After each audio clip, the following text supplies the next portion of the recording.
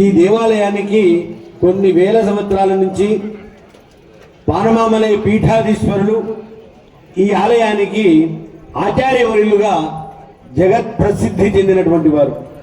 31వ పట్టం పీఠాధిపతులు వానమామలై రామానుజ స్వామి వారు.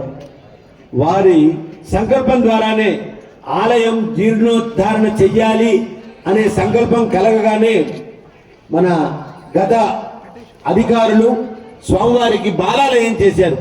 ఆ బాలాలయం జరిగినప్పుడు స్వామివారి యొక్క మంగళాశాసనంతోనే కార్యక్రమాలన్నీ కూడా ప్రారంభమయ్యాయి. ఆ తర్వాత కుంభాభిషేకం జరిగింది, గోపురం ఆలయ ప్రతిష్ఠ జరిగింది.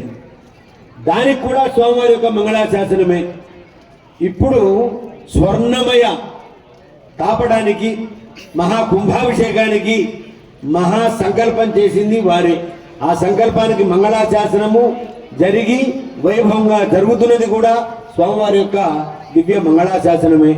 ఆ మంగళాశాసన పూర్వకంగా ఈ కార్యక్రమం మహావైభవంగా జరుగుతుంది. రేపు 23వ తారీఖు నాడు వృషభ లగ్న పుష్కరాంత శుభముహూర్త కాలంలో అనగా 11:54 మన రాష్ట్ర ముఖ్యమంత్రి వర్యులు శ్రీమాన్ యనుమల రేవంత్ రెడ్డి గారి యొక్క పర్యవేక్షణలో స్వామివారి యొక్క మంగళాశాసనంతో ఈ స్వర్ణమయ గోపురం యావత్ భక్త ప్రపంచానికి కూడా అంకితం చేయబడుతుంది. మనము ఈ కైంకర్యంలో పాల్గొనడం, సేవించడం మన యొక్క పూర్వజన్మ భాగ్య విశేషం. అపురూపంగా జరిగేటువంటి మహా కార్యక్రమం ఈ దేవాలయం ఆచంద్ర తారార్కం. ఎప్పటికీ కూడా వానమామలై పీఠాధీశ్వరులే మంగళాశాసనకర్తలుగా స్వామివారు అనుమతించి ఉన్నారు.